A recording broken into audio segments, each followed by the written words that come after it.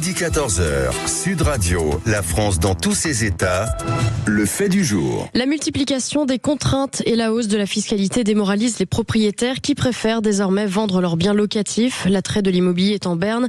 Entre fiscalité punitive, hausse des taux d'intérêt et envolée des prix, l'accession à la propriété est devenue un mirage pour des millions de Français. Sans parler des normes de plus en plus nombreuses qui obligent aujourd'hui certains propriétaires à cesser leur activité de location. On en parle avec le président de 10 millions de copropriétaires, Thierry Beslénieff. Bonjour. Bonjour. Bonjour Thierry Beslénieff, merci d'être avec nous sur Sud Radio pour décrypter un petit peu le cauchemar que vivent les propriétaires. Dieu sait, je le disais tout à l'heure en annonce, que c'est le rêve des Français d'être propriétaires.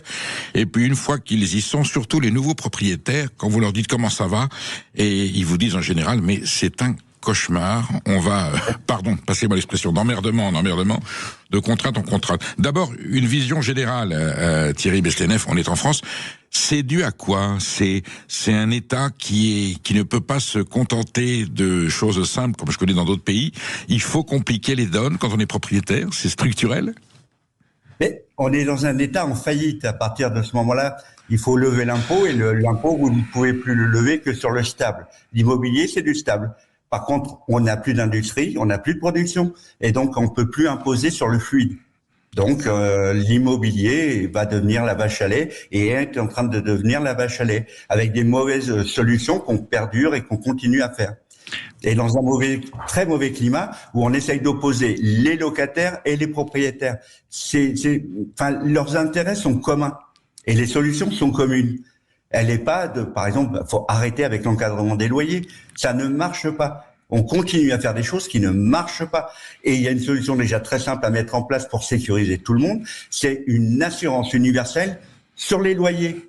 Parce que tout de suite, énoncé comme ça, on dit, c'est un avantage aux propriétaires. Non. Quand un locataire a un problème d'accident de la vie, c'est quand même mieux pour lui de savoir qu'il a un problème en moins à gérer dans sa problématique, qui est son loyer, et d'avoir un toit. Et là-dessus, le propriétaire, lui, est plus finançable par rapport aux organismes financiers, et peut, par exemple, dans des normes qui sont aujourd'hui très contraignantes sur le DPE, il aura plus facilement la possibilité de se financer pour résoudre son problème de DPE. Encore une fois, par exemple, les propriétaires, on n'est pas contre le DPE, on est contre son opposabilité. C'est-à-dire que avoir un diagnostic, c'est intéressant, mais il faut qu'il soit fiable. Or, il n'est pas fiable parce que comme il est opposable et qu'il y a des obligations et des interdictions liées à ce DPE, qu'est-ce qui se passe ? Il y a de la fraude de partout. Et alors un jour c'est suspendu.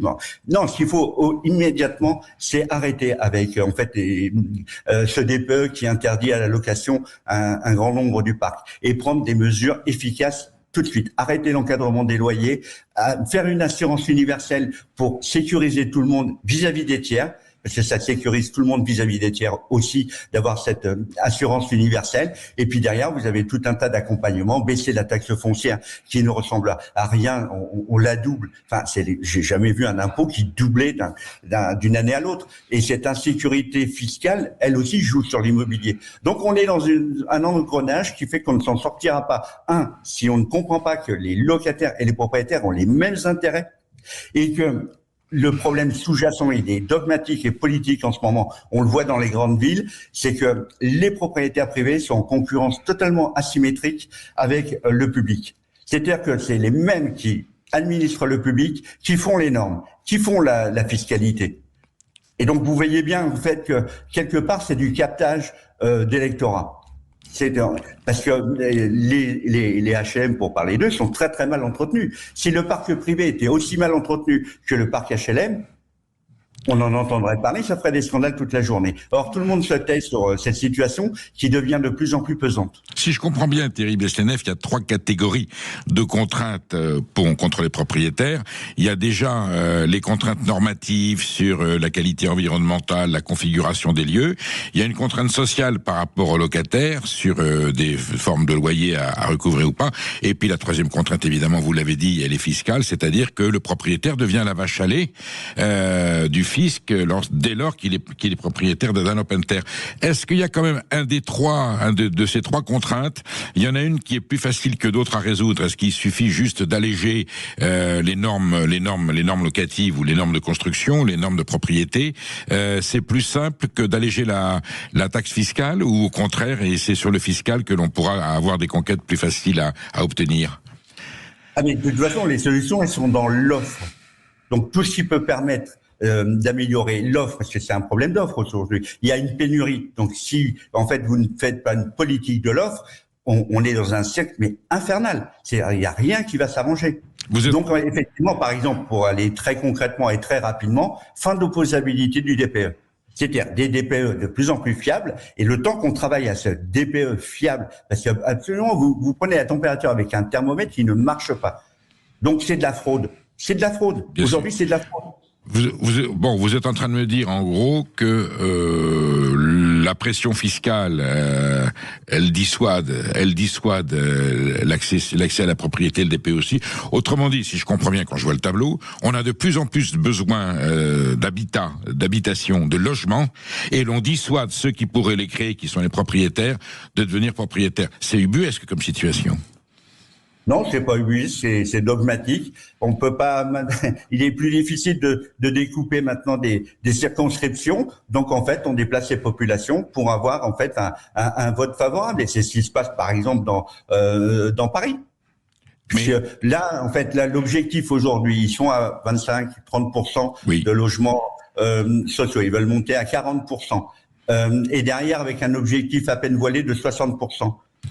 Mais vous imaginez le scandale. Donc à côté de ça, effectivement, le propriétaire privé qui lui est concurrencé d'une façon complètement déloyale, et en plus qui se fait hyper taxer, et en plus qui n'est pas toujours bien finançable, dans la mesure où il y a une incertitude de plus en plus grande sur les loyers. C'est pour ça que je démarrais en disant il faut absolument assurer les loyers, et c'est pas bon que pour les propriétaires, c'est bon pour le locataire et pour le propriétaire. Il faut sortir de l'antagonisme locataire-propriétaire. C'est les mêmes intérêts. Est-ce qu'il y a eu quelques avancées quand même dans la protection des propriétaires? Je pense notamment aux lois sur le squat.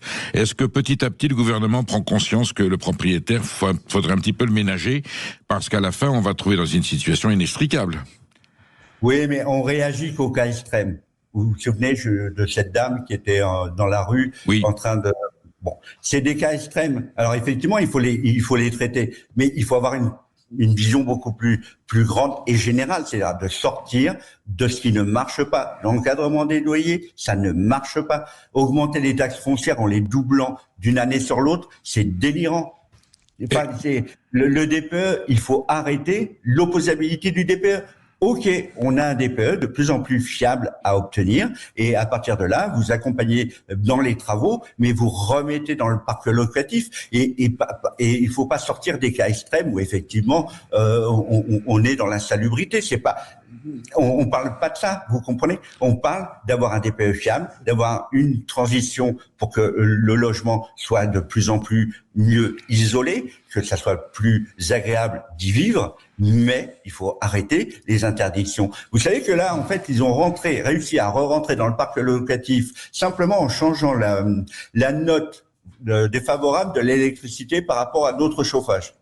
Donc, vous voyez bien qu'en fait, sur le DPE, on peut déjà remettre assez rapidement, en accompagnant pour les gens qui ont des mauvais DPE, avec une vraie campagne, avec un vrai financement. Ce financement, vous pouvez l'obtenir si vous avez une garantie des loyers. Parce que vous allez voir un organisme financier, que vous soyez propriétaire ou pas. Alors après, c'est la notion de prêt hypothécaire. Mais si vous êtes sûr d'avoir des loyers, parce que il y a une assurance universelle qui fonctionne, et le locataire est tranquille. Parce que quand vous avez un accident de la vie qui vous empêche de payer le loyer, c'est pas sympa non plus de se coucher le soir en disant, et en plus, je risque de faire le soir. Donc, c'est gagnant. Mais aujourd'hui, on oppose les gens propriétaires, locataires, alors qu'ils sont dans le même bateau. Thierry Beslenieff, qu'est-ce qui serait le plus simple dans le DPE? Qu'est-ce qu'on pourrait alléger? Il faut quand même en préserver un minimum. C'est une norme qui est nécessaire. C'est la façon dont elle est conçue et appliquée. C'est pas une norme, c'est un diagnostic. Le D, c'est diagnostic. Donc effectivement, et personne n'est contre de toute façon, c'est contre-productif. Si vous louez quelque chose, par exemple, très cher, et qu'il y a un mauvais DPE, c'est-à-dire qu'il consomme beaucoup d'énergie, votre locataire, vous allez le mettre en difficulté puisqu'il va payer beaucoup d'énergie et en plus son loyer. Donc, vous voyez bien qu'il y a un intérêt commun. Puisque si le DPE est bon, plus l'appartement ou la maison est bien isolé, moins vous payez de chauffage, et donc vous retrouvez du pouvoir d'achat, vous retrouvez la capacité de ne pas être gêné au début du mois quand il faut payer son loyer. Donc les intérêts sont communs. Donc il ne s'agit pas d'annuler le DPE. Non, il faut un diagnostic. Oui, c'est ce qui est. Vous avez l'air de dire, Thierry, vous avez l'air de dire que ce DPE est mal conçu. Il est mal conçu, il correspond pas aux réalités, et les résultats qu'il donne sont pas forcément ceux dont il faut tenir compte pour améliorer l'énergie. Et il faut regarder l'historique. Au début, c'était une information, le DPE. C'est-à-dire qu'en fait, vous aviez des annonces et vous aviez un DPE informatif. OK, voilà, c'est mal isolé, c'est bien isolé. Ça, c'était une information. Et personne n'est contre l'information, encore une fois, puisqu'elle permet d'anticiper sur sa consommation énergétique ou sur la consommation énergétique du bien que vous allez acheter. Parce qu'il n'y a pas qu'en location que le DPE intervient. Il y a aussi lors de la vente. Évidemment. Vous achetez un bien G ou un bien A. Évidemment. Donc, vous voyez bien, c'est une information. Mais petit à petit, en fait, un petit malin s'est dit, ah, mais c'est bien, là, on peut mettre l'épuisette. C'est-à-dire qu'on va obliger les gens, on a besoin de soutenir un secteur du BTP, on a besoin de générer du flux financier, parce qu'encore une fois, on ne produit rien en France, on est en faillite totale, il faut lever de l'argent. L'immobilier, c'est parfait.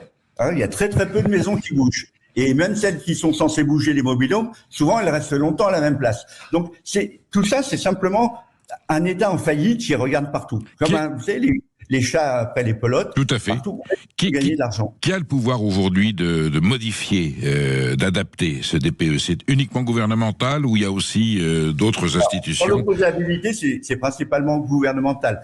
Mais là aussi, il y a les défaillances sont nombreuses. Maintenant, là où peut intervenir, puisqu'on est en période électorale sur les municipalités, c'est sur la taxe foncière. Donc, on encourage effectivement à regarder dans les programmes qui va baisser la taxe foncière et pas ceux qui, en fait, vont l'augmenter, puisqu'il y en a qui changeront rien et qui vont même l'augmenter. Il y a les taxes de balayage, il y a les ordures ménagères. Tout ça, c'est des taxes au niveau municipal qu'on peut, sur lesquelles on peut jouer pour regagner. Les frais de mutation aussi, c'est quelque chose d'important. Vous parliez des gens qui voulaient accéder à la propriété, mais ces frais de mutation abusivement appelés frais de notaire, si vous regardez bien, ils ne touchent pas grand-chose les notaires, c'est l'État. Voilà. C'est bien de le dire. Je trouve qu'ils sont très mauvais communicants parce que ça fait des années qu'ils se sont bombés dans une histoire de frais de notaire, c'est des frais de mutation. Et les frais de mutation, c'est les territoires qui les touchent. À Paris, c'est un peu différent. Paris est un département et une ville. Mais en fait, c'est un impôt, on va dire, territorial. C'est perçu par l'État et c'est redistribué ensuite aux collectivités territoriales. Voilà. Et pas toujours. Thierry, est-ce que vous sentez, vous, qu'il y a une vraie, j'allais dire, restriction des gens qui n'osent pas acheter, qui ne veulent plus acheter, qui ne veulent pas louer? On est dans un recul massif. Par rapport à d'autres pays européens, on est très mal placé ou ça existe aussi dans d'autres situations? Alors, on a rarement fait des analyses profondes parce qu'il y a... J'en ai pas parlé ailleurs, en Espagne, en Italie, en Angleterre, je connais. Oui, il y en a partout, mais en fait, vous avez des modèles qui sont quelque part. Le modèle espagnol est très particulier parce qu'ils ont si vous passez en Espagne, vous voyez que l'immobilier et la construction neuve est très importante dans leur économie. Tout à fait. Si vous allez en Angleterre, c'est des systèmes très spéciaux. Enfin, il faut arrêter peut-être des fois de regarder trop à l'étranger ce qui se passe et trouver nos propres solutions. Parce qu'à chaque fois, il y a des différences culturelles, il y a même des différences climatiques. Vous n'avez pas isolé de la même façon en Norvège que vous isolez en Espagne. Donc tout ça, il faut rester un petit peu pas franco-français, mais regarder par rapport à notre culture. Et notre culture, c'était quoi? C'était une France de petits propriétaires. Et ça a totalement disparu. Bien sûr. Thierry Bechleneff, merci d'avoir été avec nous. Vous êtes président de l'association 10 millions de copropriétaires. Donc vous êtes des citoyens qui demandaient du respect et surtout vous demandez de la cohérence et de l'intelligence au pouvoir public pour pouvoir être propriétaire sans vivre un cauchemar. Merci beaucoup. Et avoir des locataires aussi heureux. Bien sûr. Merci beaucoup. À bientôt. Et si vous avez des questions